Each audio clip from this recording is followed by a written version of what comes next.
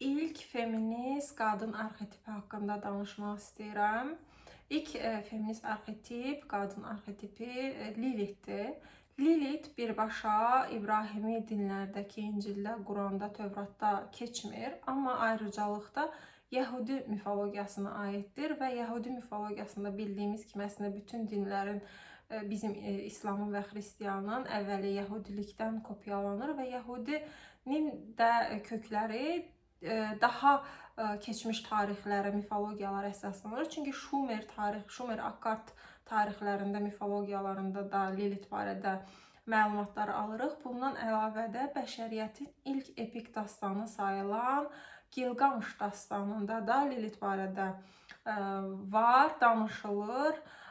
Və mən istəyirəm ki, indi birinci yaradılış hekayəsidir. Çünki İbrahimi dinlərdəki, tək tanrılı dinlərdə yaradılış hekayəsini danışmamışdıq. Çin mifologiyasında, İskandinav Yunan mifologiyasında bir tanrı necə yarandı və tanrı da insanları, dünyanı necə yaratdı, bu haqda danışmışdım.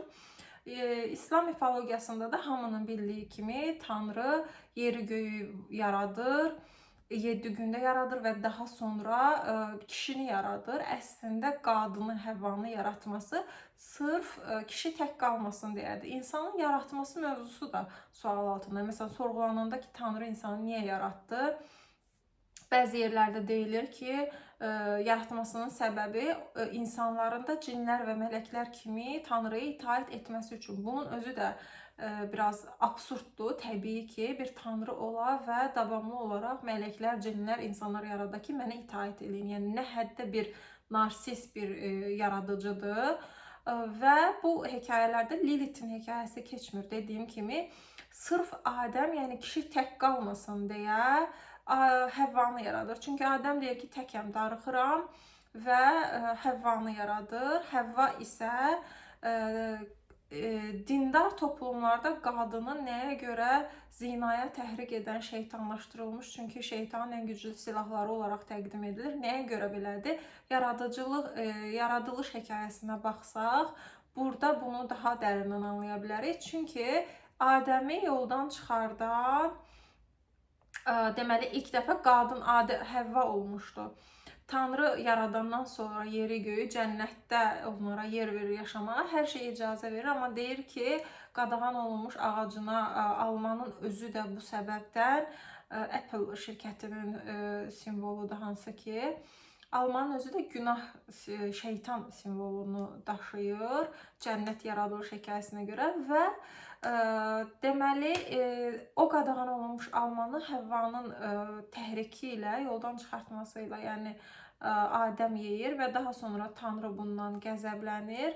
Onları, Həvvanı da yoldan çıxardan şeytan olur. Şeytan ilan cildində, ilan mifologiyasından danışanda bunu da demişdim. İlan cildinə girir və Həvvanı yoldan çıxardır. Həvva da kişini yoldan çıxardır.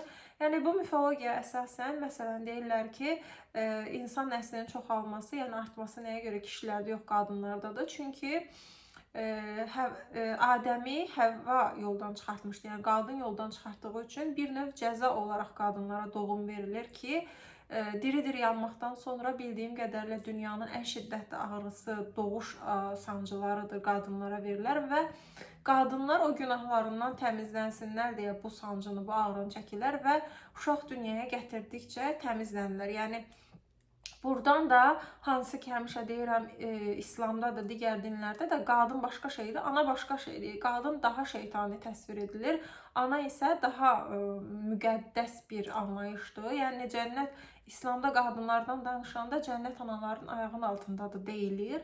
Yəni burada analar nəzərdə tutulur. Ana və qadın, yenə də deyirəm, tamamilə başqa şeylərdir. Qadın isə kişini daha çox yoldan çıxardan məhz yaradılış hekayəsində, hansı ki, Adəm Həvvanı yoldan çıxartmışdı, şeytanla işbirliyi eləmiş, şeytana uyan bir obraz olaraq. Yəni sırf bu səbəbdən də qadınlar qısıtlanmalıdır. Həm görünüş olaraq da, geyim olaraq da qısıtlanır, həm də cəmiyyətdə qısıtlanırlar. Çünki onlar kişiləri yoldan çıxardırlar. Dediyim kimi, yaradılış hekayəsində də əslində qadına ehtiyac yoxdur. Qadın sırf kişini, yəni Adəm tək qalmasın deyə yaradılmışdı və Quranda da, digər dinlərdə də birbaşa qadınlara müraciət yoxdur. Qadınlar da kişilərin imtahanından bəhs ediləndə, yəni dediyim kimi ilk başda Tanrının nəyə görə insan yaratdığını məsələn sorğulayanda cavab verilir ki, Qurana əsasən deyirəm bunu. Tanrı, daha doğrusu Allah deməli cinlər və mələklər kimi insanı da o səbəbdən yaratdı ki, Tanrıya itaət eləsinlər. Yəni nə həddə bir narsist bir varlıq təsviri var burada ki, bir tanrı var, gücün var və sən müxtəlif cür canlılar yaradırsan ki, sənə itaət eləsinlər, yəni ibadət eləsinlər. Və daha sonra dediyim kimi o cənnətdən qovulma hekayəsinin əsas səbəbkarı Adəmi də yoldan çıxartdığı üçün qadın olduğu üçün qadın daha çox şeytani, kişiləri yoldan çıxardan bir obrazdır və Quranda da daha çox kişilərin daha sonradan, yəni bir tərəfdən deyirlər ki, insan nəyə görə yaradılıb, Tanrıya ibadət eləsin deyə. Daha sonradan isə bu dünyada niyə varıq deyəndə, bu dünya sınaqdır. Şeytan çünki Tanrı ilə müqavilə eləmişdi, daha doğrusu çəpləşmişdi, sözləri çəpləşmişdi və Tanrı şeytana onu insanlarını yoldan çıxartması üçün qiyamət gününə qədər möhlət vermiş olur və möhlət verdiyi müddətdə də, yəni qiyamətə qədər şeytan and içir ki, mən sənin insanlarını yoldan çıxardacağam. Yəni daha sonra isə deyilir ki, insanların yaratma səbəbi bu sınaqdır. Sınaq çəkin və daha sonra o tərəfə keçin. Yəni bu özü də birinci itaət eləmək üçün, daha sonra sınağa çəkilmək üçün deyilir. Amma sınağa çəkilmə hissəsi nəyə görə deyirəm? Çünki bu sınağın içərisində kişiləri sınağa çəkmək üçün bu dünya var. Qadınlar sadəcə o sınaq üçün bir variantdır. Yəni mal dövlətlə də kişini sınadığı kimi qadınla da sınayır. Yəni birbaşa qadın ikinci cins, hətta belə deyim, ancaq sınaq üçün yaradılmış bir varlıqdır. Önəmsizdir, yəni. Və yəni qadınların cəmiyyətdə ikinci cins olmasının Simone de Beauvoir'ın o məşhur feminist ədəbiyyat deyəndə ilk ağlımıza gələn kitablardan birisidir. İlk ağlımıza, yəni deməli, dindar toplumlarda əsasən qadınların aşağı cins görülməsi, kişilərdən sonra görülməsinin səbəbi məhz elə bu yaradılış hekayəsindən də anlaya bilərik. İlk mifologiya demək olar ki, yaradılış mifologiyası olduğu üçün. Bu mifologiyalarda dediyim kimi birbaşa bu dini kitablarda Lilith barədə məlumat yoxdur. Amma Yəhudi mifologiyasına baxanda Lilithin təsvirindən danışaq, necə təsvir edilir? Əfsanəyə görə birinci Tanrı yeri göğü yaradandan sonra Adəmi yaradır. Adəmin qəbırğasından isə Lilithi yaradır. Lilith şeytandan öncə Tanrıya qarşı çıxan qadın olur. Çünki Tanrı onlara deyir ki, bərabərliyi, daha doğrusu deyir ki, əslində bir hissədə də belə bir maraqlı bir nüans var idi ki, seks pozisiyasında qadın, Adəm üstü olmaq istəyir, Lilith isə bunu istəmir. Yəni deyir, nəyə görə mən sənin altında olmalıyam? Yəni kişinin altında olmasına bir növ üsyan, bir növ ilk feminist deyərdim Lilithə, qəbullanmır və kişinin itaətində olmasını da, yəni kişinin qabırğasından olmasını da qəbul eləmir və daha sonra bu cənnəti tərk eləyərək yer üzünə qovur Tanrı onu. Yer üzündə isə o gedir cinlərlə, şeytanlarla çoxlu hər gün cinsi əlaqəyə girir və hər gün 100 şeytan doğur, belə deyək, və daha sonra Adəm yalvarır Tanrıdan tək qaldığı üçün Lilithi geri istəyir. Tanrı da mələklərini göndərir və Lilithə geri qayıtması xəbərini deyəndə Lilith bunu qəbul eləmir. İkinci dəfə Tanrıya qarşı çıxmaq istəyir. Tanrı da qəzəblənir və deyir ki, mən qiyamət gününə qədər sənin doğduğun uşaqları öldürəcəm. Yəni əslində birinci o cinayəti başladan Tanrı olur. Bunun da qarşılığında Lilith də deyir ki, o zaman mən də insanları, uşaqları daha doğrusu öldürəcəm. Yəni Lilith bir növ itaətkar, itaət eləməyən, üsyan edən, kişidən aşağı olmağı ignor elə, olma fikrini rədd eləyən, eyni zamanda da uşaqların ölümünə səbəb olan bir şeytani təsvirdir. Bunun da səbəbi təbii ki, bilirik ki, tibbin inkişaf eləmədiyi o təsirlərində qadınların əksəriyyəti uşaq doğanda ya özləri ölürdü əksəriyyəti, ya da doğduqları uşaqlar ölürdü. Bu uşaq ölümlərinə məna vermədikləri üçün yəqin ki, böyük ehtimalla belə bir mifoloji obraz yaranıb ki, demək ki, Lilith gəlir, şeytan gəlir, o uşaqları öldürür. Lohusda qadınları da məsəl üçün 40 gün ərzində doğuşdan sonra o qadınların bir ayağı məzara açıqdır deyilməsinin səbəbi də qadın təbii ki, uşaq dünyaya gətirib bu qədər ağrılı prosesdən sonra immunitet düşür və çox vaxt ölürlər.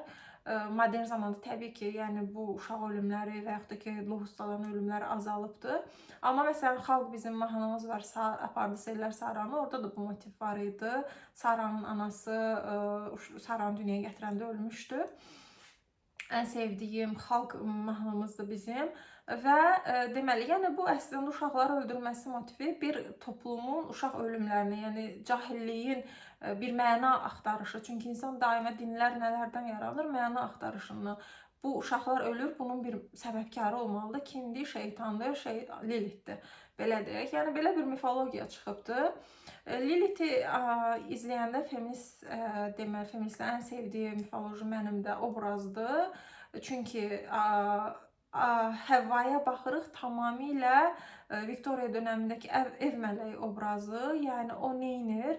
Adəmə itaət eləyir, heç bir Tanrının və Adəmin dediyi şeydən yola çıxmır. Əslində Adəmi yoldan çıxartmasının da səbəbi özü deyildi, onu da şeytan aldatmışdı. Bir növ manipulyasiyaya açıq, zəif bir obraz olaraq göstərilir. Amma onun geri qalanında, yəni o ona göstərilən, verilən həyata qəbul eləmişdi, uşaq dünyaya gətirən və s. Dediyim kimi, Yahudilərdə də bu sünnət məsəl üçün anlayışı var. Məsələn, sünnət eləyirlər Azərbaycanlı uşaqları. Halbuki Məhəmməd Peyğəmbər 40 yaşından sonra peyğəmbərlik verilmişdi. Yəni Məhəmməd özü sünnət olunmayıbdı, 40 yaşından sonra sünnət eləməyiblərsə. Amma sünnət adət-ənənəsi var. Bunun da sağlıqlı olduğu illərdir manipulyasiya edilir. Çox təhlükəli bir uşaqlar üçün sünnət çox təhlükəlidir. Və bu sünnətin də, adətin də kökü yenə gedib Yahudilərə çıxır. Çünki Yahudilər uşaqlarını Lilithdən qorumaq üçün, yəni gəlib öldürməsini uşaqlarını sünnət eləyirdilər.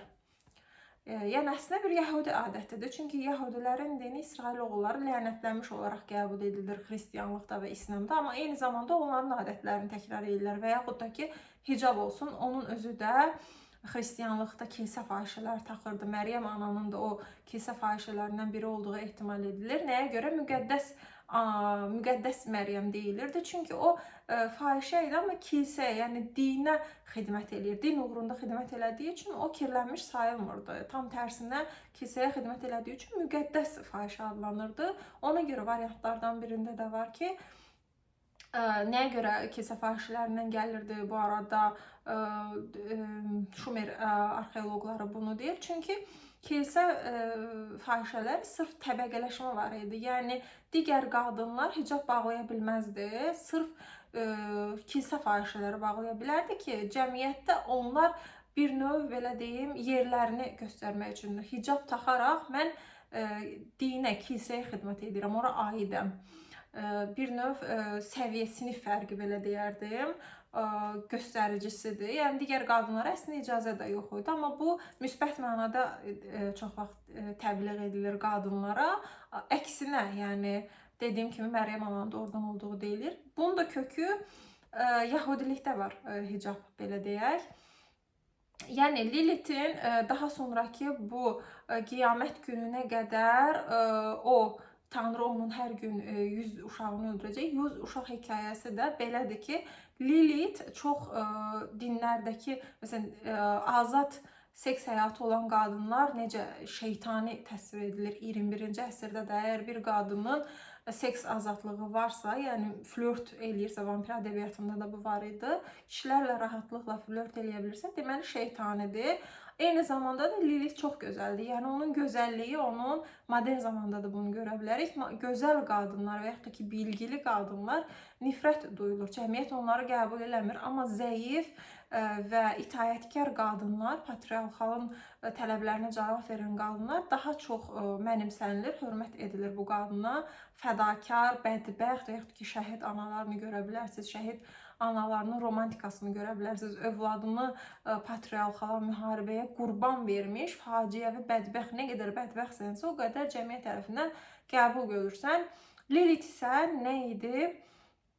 O Adəmi rədd eləmişdi. Daha sonra isə yer üzünə edib şeytanlarla hər gün yüzlərlə kişi ilə birlikdə olurdu. Yəni seks azadlığı olan bir qadın olaraq təsvir edilmişdi. Bunun özü də şeytanlaşdırılmışdı. Yəni qadınların seks azadlığının şeytanlaşdırılması da buradan gəlir deyərdim. Arxetipləri oxuyanda kölgə Jungian psixanalizin psixologiyasında Jungian tərəfdən bu arxetipi oxuyanda kollektiv hansı ki şuuraltını Jungian'da oxuyurduq Freud'dan fərqli olaraq.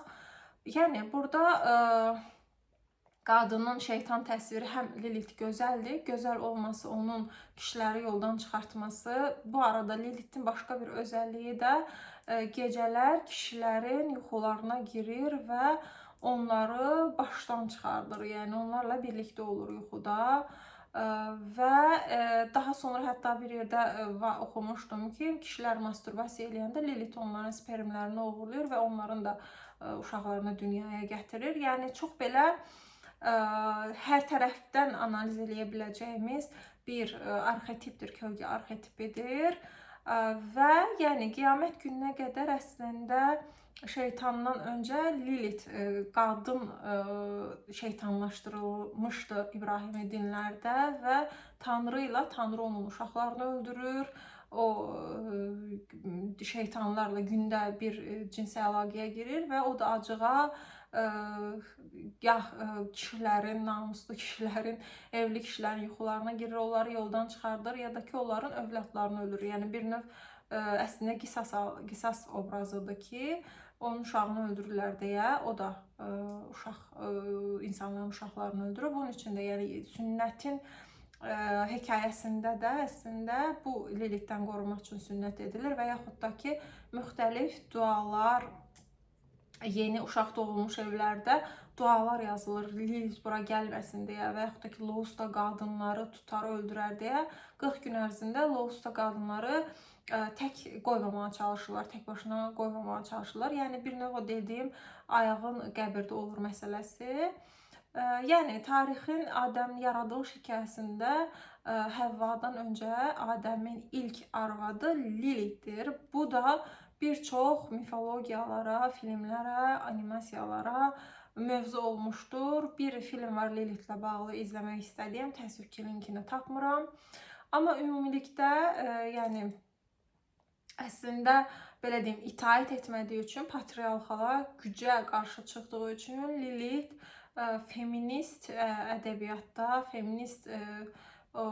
feministlər tərəfindən çox mənimsənilmiş və önəmli bir mifoloji obrazdır. Ən az Meduza qədər və yaxud da ki Şahmaran qədər. Hətta deyərdim ki, ilk kölgə arxetipi olduğu üçün, ilk feminist mifoloji obrazı olduğu üçün ən dəyərlisidir, üstündə analizlər apara biləcəyimiz ilk mifoloji obrazdır, qadın obrazdır.